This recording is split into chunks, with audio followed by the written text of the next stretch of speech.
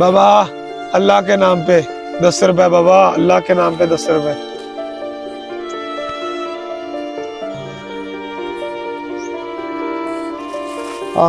ਮੰਗਣ ਨੂੰ ਛੱਡ, ਆ ਸਮਾਨ ਫੜ, ਮਿਹਨਤ ਕਰਕੇ ਖਾਈ ਦੀ ਹੁੰਦੀ ਆ।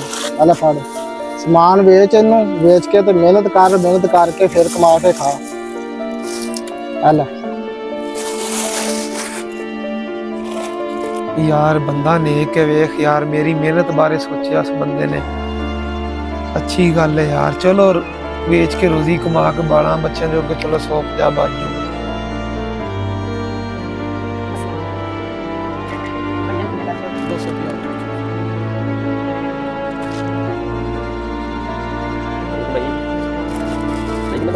भाई 200 दो भाई।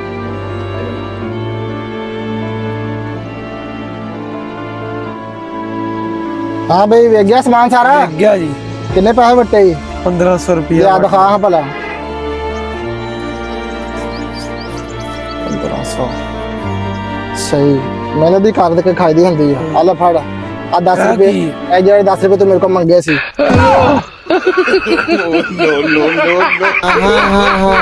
हे मेरे मालका, बड़ा पापी, बड़े पाप में सजा का हकदार है।